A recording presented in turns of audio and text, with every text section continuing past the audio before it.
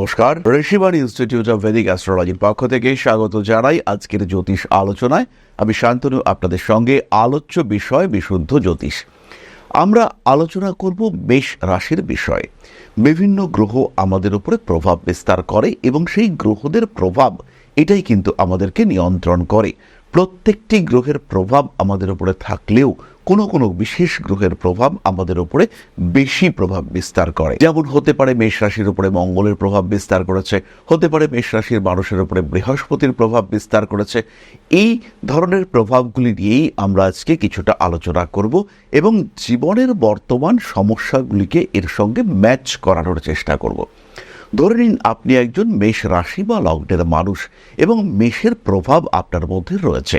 একটু উগ্র, একটু হঠকারী, মাঝারি উচ্চতা বিশিষ্ট, চটজলদি সিদ্ধান্ত নেওয়ার প্রবণতা, প্রচুর বন্ধুবান্ধব, সেই বন্ধুবান্ধবের সঙ্গে অ্যাটাচমেন্ট, খেতে আপনি ভালোবাসেন, সেই ক্ষেত্রে মেষের প্রভাব আপনার উপরে রয়েছে। পরিশ্রম করবার ক্ষমতা রয়েছে, ভীষণ ডেডিকেশন, কর্মক্ষেত্রে বস যেটা বলেছে সেটা আপনি মেনটেন করতে পছন্দ করেন, সেই ক্ষেত্রে আপনি মেষ রাশি মেষ লগ্নের একজন মানুষ। বা এটাও বলা যেতে পারে মেষের প্রভাব আপনার উপরে রয়েছে। এই অবস্থায় আপনার কনসেন্ট্রেশন ডিস্টার্ব হচ্ছে। পড়াশুনো করতে চাইছেন কিন্তু 5 মিনিট 10 মিনিট তারপরেই মন ডাইভার্ট হয়ে যাচ্ছে। একাগ্রতা কিছুতেই নিয়ে আসতে পারছেন না। পড়ছেন, বুঝছেন, কিন্তু তারপরে লিখবার সময় সমস্যা হচ্ছে। অথবা কাজের জায়গায় কনসেন্ট্রেট করতে পারছেন না। কোথাও একটা জিনিসপত্র রেখেছেন কিন্তু তারপরে সেই জিনিসপত্র আর খুঁজে পাচ্ছেন না। 7 দিন 10 দিন 15 দিন পরে সেই জিনিসটা চোখের সামনে উঠে এলো, আরে এইখানেই তো রেখেছিলাম চোখের সামনে। মানে হলো আপনার চন্দ্র ডিস্টার্ব করছে।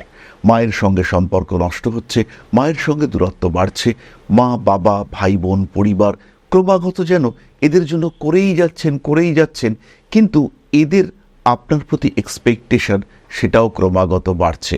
কিছুতেই এদের সন্তুষ্ট করে উঠতে পারছেন না।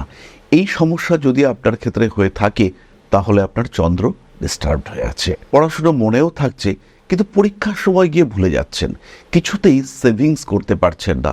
টাকা পয়সা রাখার চেষ্টা করছেন কিন্তু কোনোভাবেই টাকা পয়সা থাকছে না।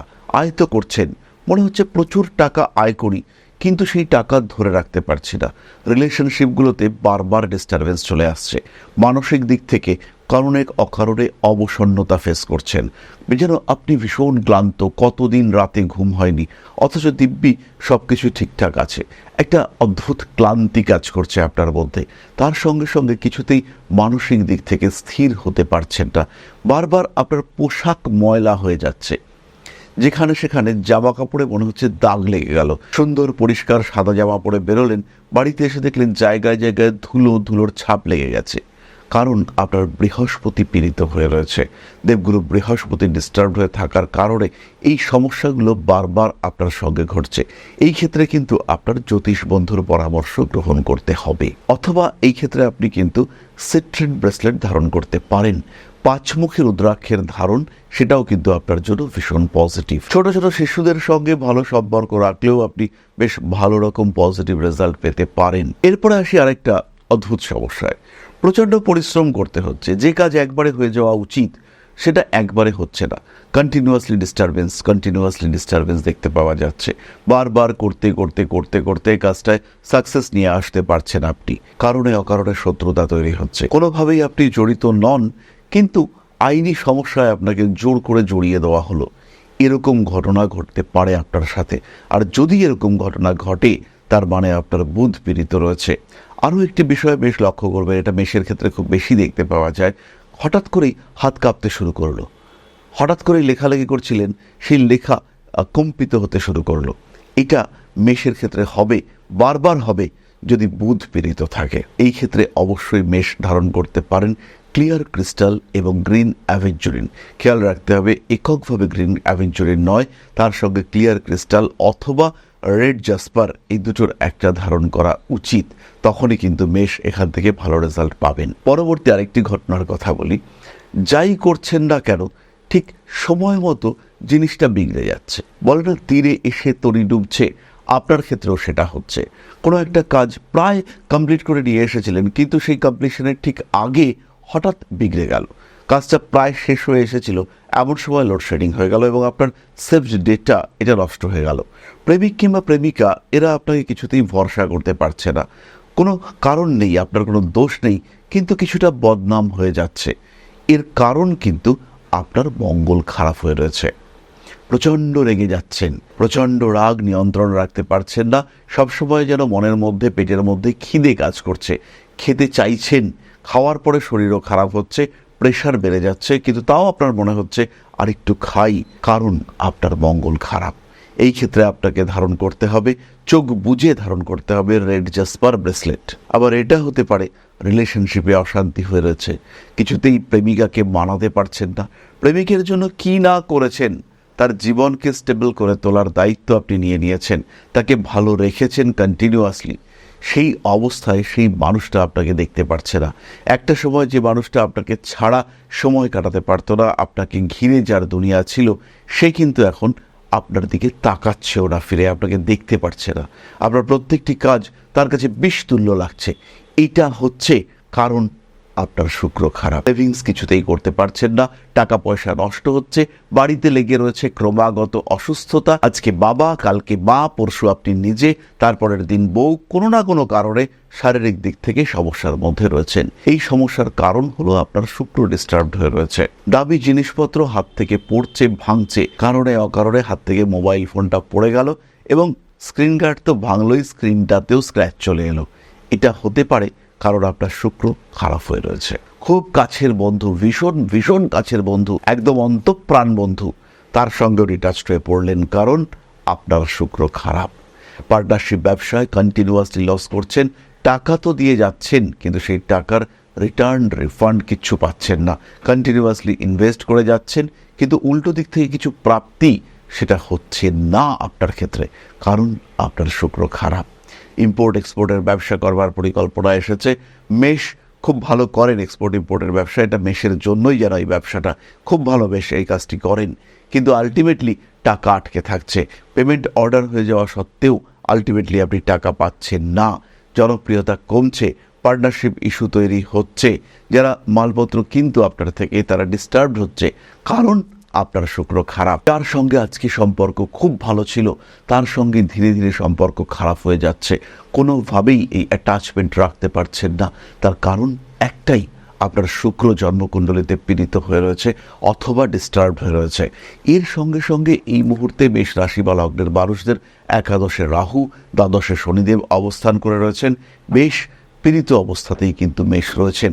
সিদ্ধান্ত নিতে চাইছেন, সিদ্ধান্ত আপনি নেবেন, কিন্তু সিদ্ধান্ত নেওয়ার জন্য যে একটা ডেসপারেট বিহেভিয়ার দরকার, একটা স্ট্রং স্ট্রিক্ট বিহেভিয়ার দরকার, সেটা কিছুতেই সেই শক্তি সেই সামর্থ্য মেষ অর্জন করতে পারছেন না। শরীরটা দুর্বল হয়ে পড়ছে, আর একটু খাওয়া দাওয়া সঠিকভাবে নিজের যত্ন করা দরকার, জল খাওয়া এটা সঠিকভাবে দরকার, কিন্তু বারবার ভুলে যাচ্ছেন, বারবার ইগনোরড হচ্ছেন আপনি স্বয়ং।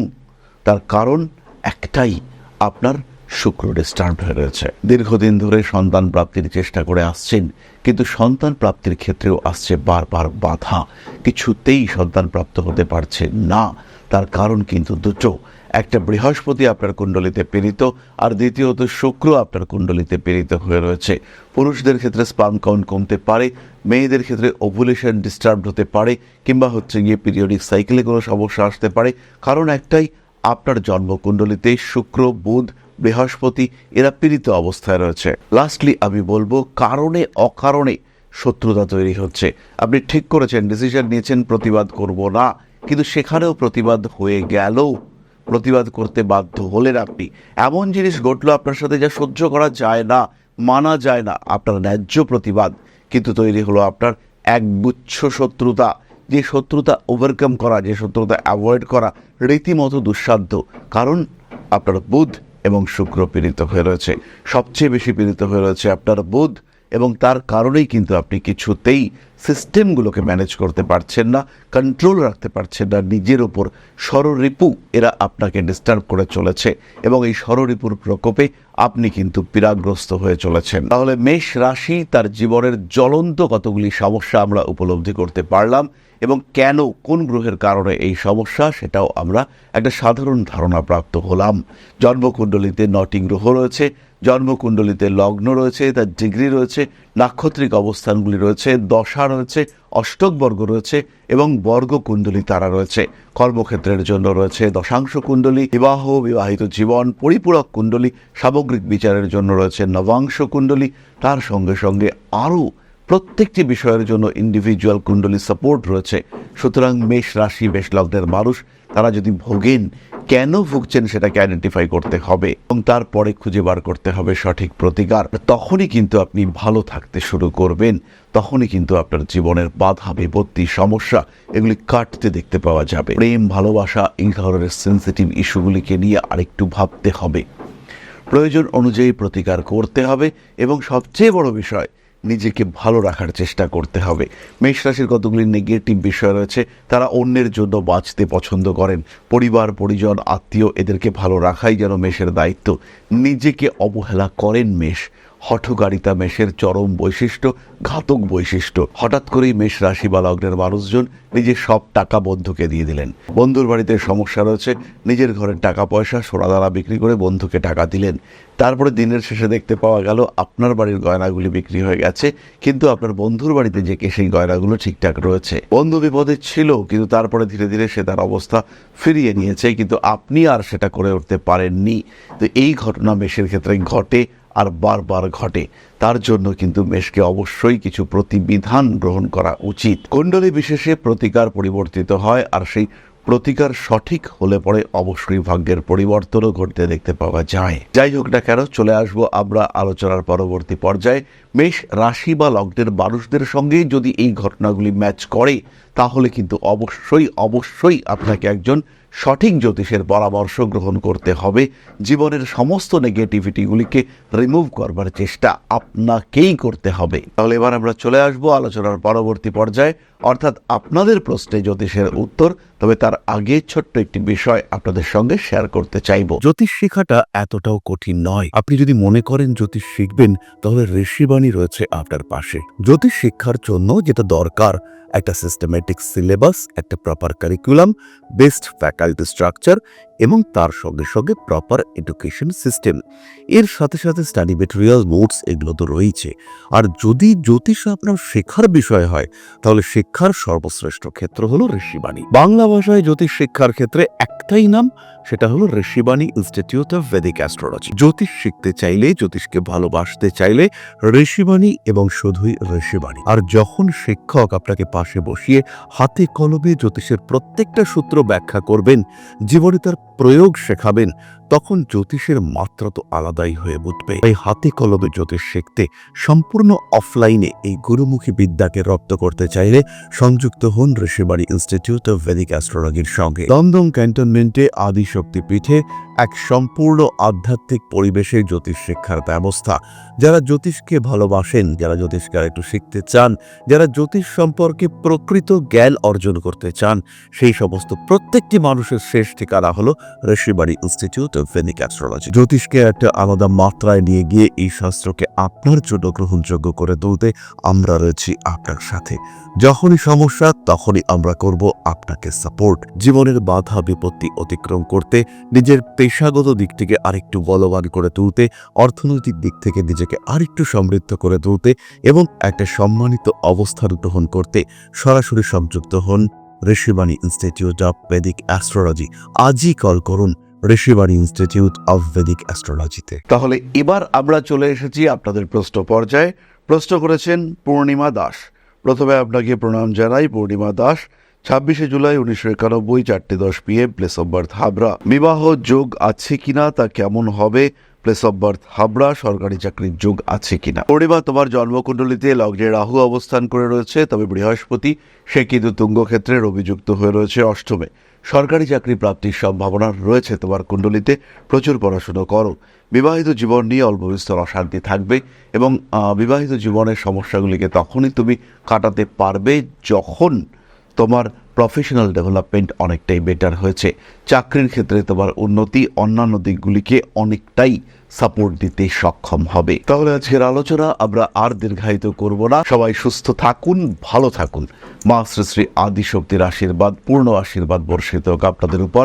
সমৃদ্ধ, আরও সমৃদ্ধ হয়ে উঠুক আপনাদের প্রত্যেকের জীবন। জয় মা আদিশক্তি।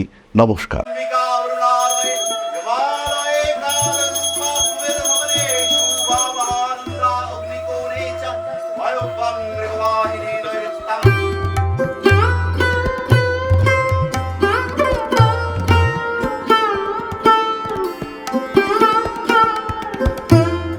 प्रणाधिपति श्रीमद् दक्षिणा कालिका परिषदाय स्वाहा।